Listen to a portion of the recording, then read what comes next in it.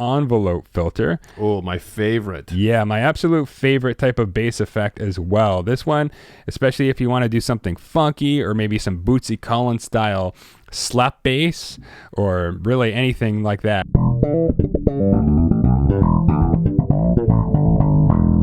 You can see here how even with just like a flat kind of knob setting, it sounds super sick.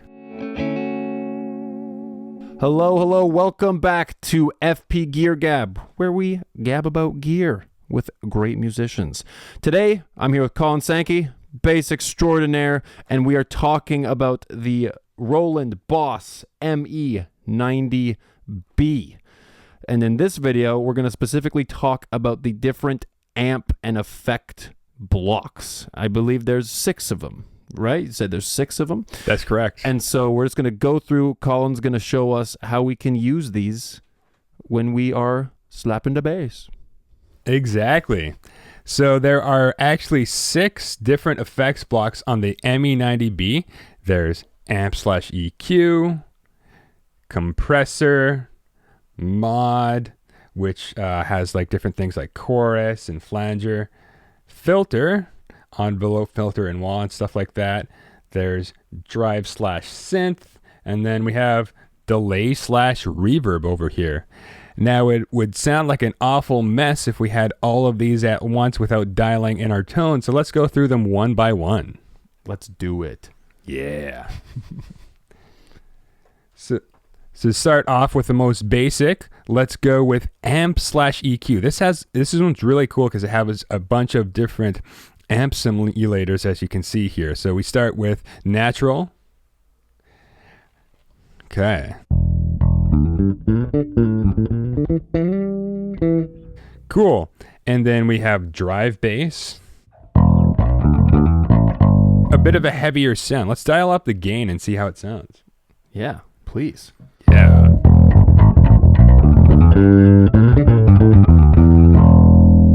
Cool, that one sounds good. Mm-hmm. Concert, okay.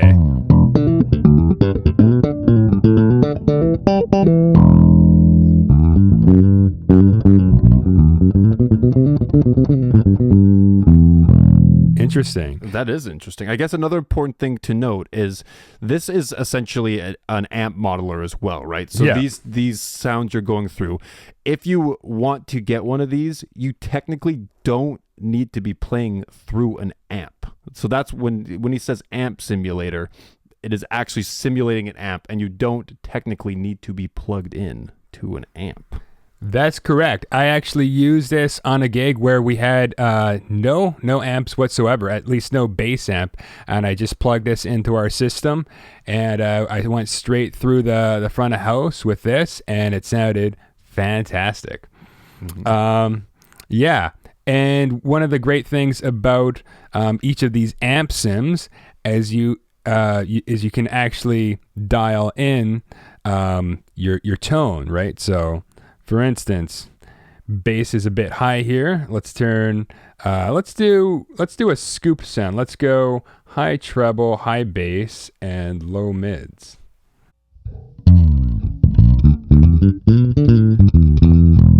Right. I like that one. That's a good one. Right. Whereas if we do the opposite, let's go more mids, a little less treble. Yeah. A little bit more of a centered sound. Good for like really precise percussive finger style sounds. So yeah, really sick. We got studio bass here. I like to have flat EQ as a general, as a default.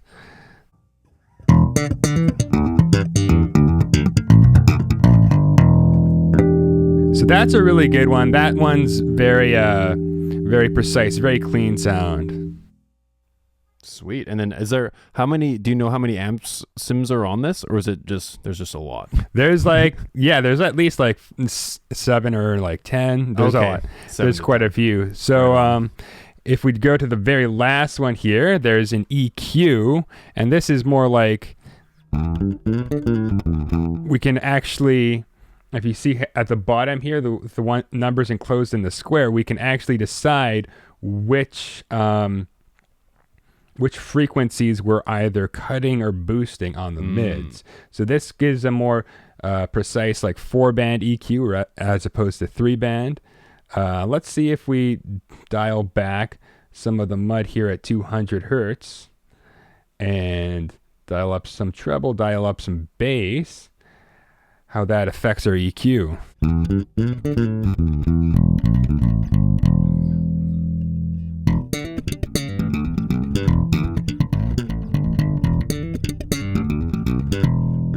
So that one's actually a really good sound for slap. You get that scoop sound, which, you know, nice deep punchy bass, but also the bright zingy treble up high. So that one's really cool. I like it. Sweet. So that's a little about the amp simulators and EQs. Shall we move on to the next block, or is there anything else to talk about with the simulators? No, just experiment and try it at home. Right on. You heard him. Try it at home. All right, let's move on to that next block. See what kind of sounds we can make. All right, so this one is a compressor. Oh, classic. Everyone needs a good compressor, especially with bass. A compressor is one of the most important things you can have, right? Yeah, like, that's what I've heard. Is that true? Yeah, a compressor really helps with the bass. It basically just kind of tightens up your dynamics. So if one note is too loud, one note is too quiet, it just squeezes it in a bit. That's a kind of layman's description of how a compressor works. Sweet. But yeah, very useful if you're playing pro gigs, and if you're playing with a cover band especially, you want some compressor on your music. Depending on the style of you're playing, you might want a little bit of a lighter compressor, like if you're playing some jazz music. But that being said, let's dive into some of the compression. Do it. Heck yeah. All right, so this is just the most basic compressor here. Let's see how that sounds.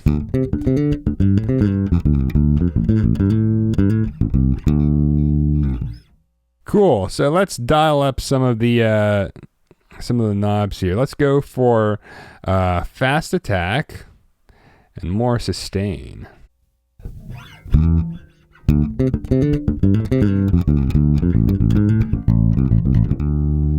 Yeah, you can definitely hear the difference. Yeah. Yeah, you can definitely hear the fast attack for sure. Okay, let's try the M comp. Bit more of a modern sounding compressor. D comp.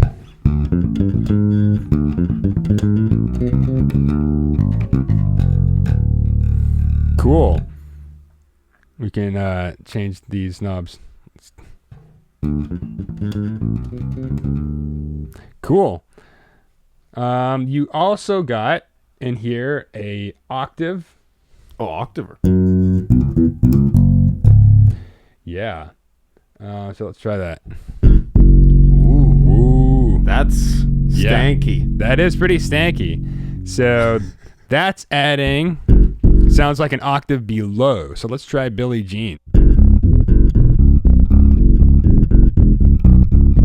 That's a heavy sound. So that's under the compressor. Yes, exactly. So the compressor has multiple different effects also in that block. Okay, and is that the same with the other blocks as well? Yeah, every block has 10 or 12 different effects. Okay, cool.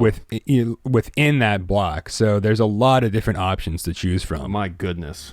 Yeah, it's really sick. Cool. Let's move on to the filter. Yeah, let's do it. Yeah, so this one is great if you actually, we'll leave some of that compression on because that'll sound good. It did sound good. I like those compressors. Yeah. It really just tightens up that sound, it just does. that ever slight amount.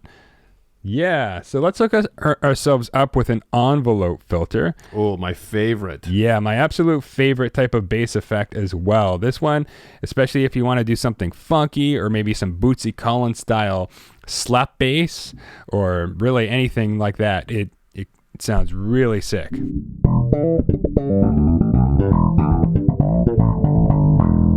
You can see here how even with just a flat kind of knob setting, it sounds super sick. Okay, let's dial this one up this one down.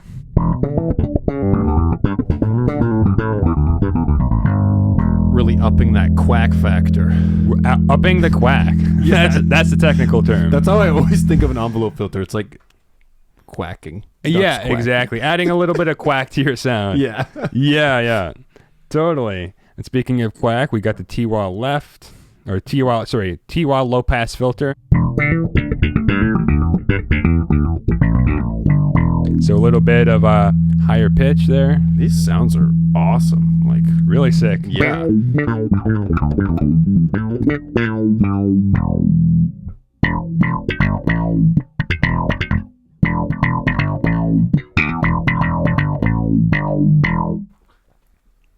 Auto wah. Let's play some Stevie Wonder. Now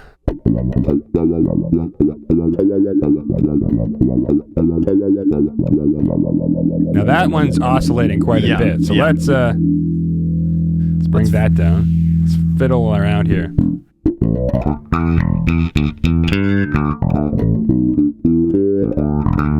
Oh yeah, so it's like almost like a flange effect. Yeah, exactly. So that one's really, really sick. You can kind of almost dial in. It almost sounds like a funky clavinet or something. Yes, it does. Yeah, I was trying to think of the word, but I forgot what it was. But thank you for reminding me. NP, bro. And then we have a D fretter. Now, what does a D fretter do? It makes it sound like a fretless bass. Interesting, and that's under the filter button. Yes, that's under the filter button. So if you want it to sound a little more like Jocko, you might use the D fretter sound. Interesting. I've never heard of that. D fretter. Yeah. I love it. Instant fretless bass. So note for those at home, you don't need to buy a fretless if you got the ME-90B. Awesome. So that's a lot of different effects on the filter bank. Let's do mod. So this one you can add like things like chorus. Okay.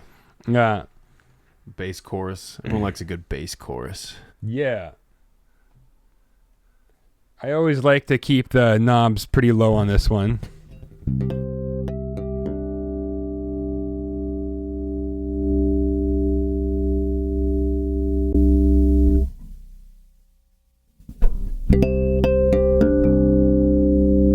If you're using some harmonics, it just gives it that extra bit of ring to it.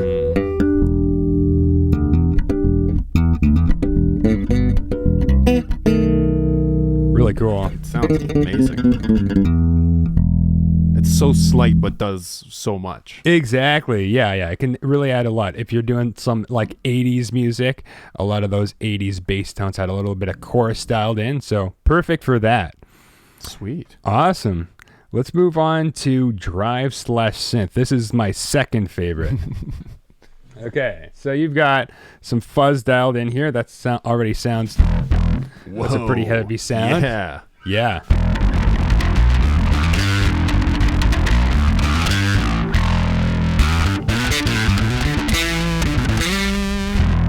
That's dirty. That's a dirty sound. So as you can see, a lot that you can do here. If you wanted to go for a little bit more of a metal sound, let's see.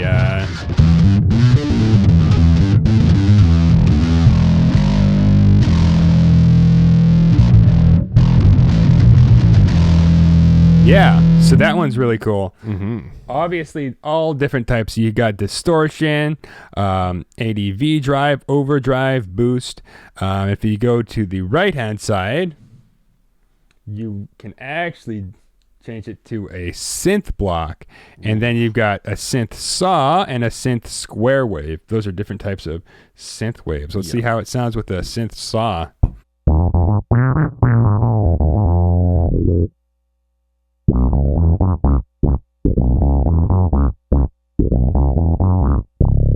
Say bye to that Novation you always need to carry around for your gigs. There you go. You heard it here first. Novation is a bass synth, by the way, for those of you who don't know.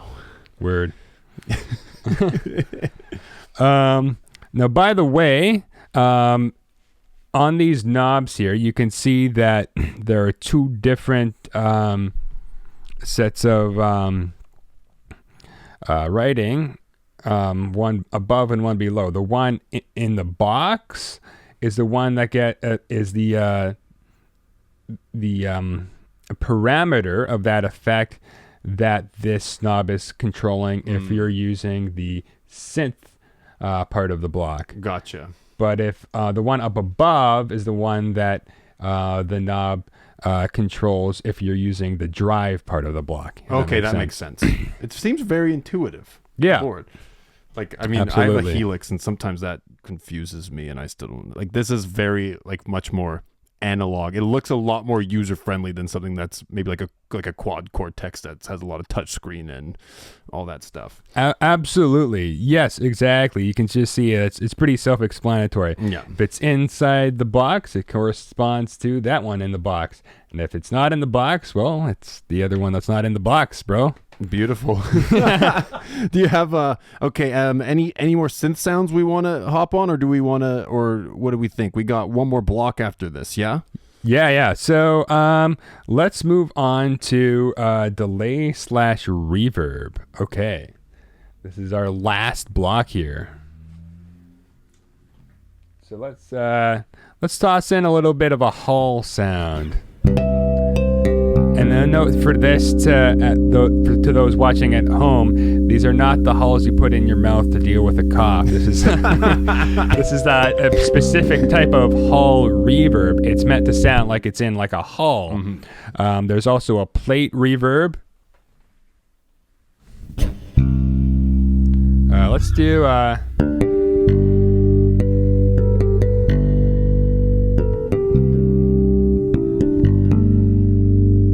Right, so that's a bit more of a modern sounding reverb. Yeah. Okay, and then room, it's a bit more of it's almost self-explanatory. It's meant to sound like you're in a smaller room, more intimate sound.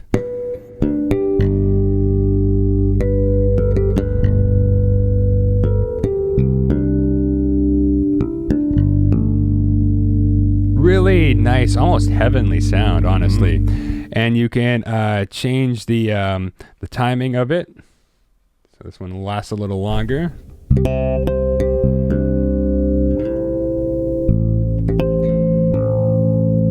Awesome. And yeah, there's also an echo.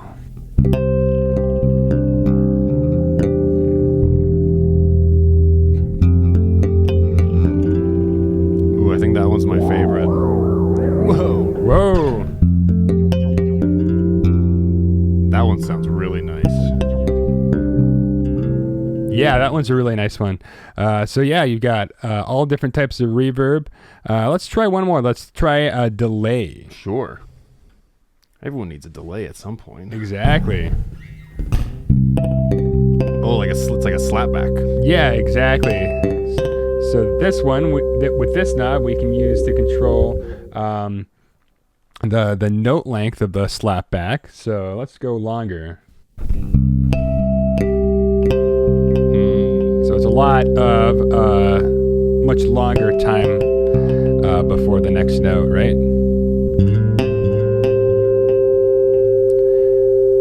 Awesome. That sounds great. This unit sounds great. Like, this is such a great tool for bass players to have, it seems, right? Absolutely. So thank you, Colin, for running us through all of those memory blocks. We have a video that you should check out that goes over memory and manual that can show you how to save these effects or how to tweak them. You should check that one out after you're finished this one. But that's going to do it for us here for this episode of Gear Gab. We'll see you in the next one.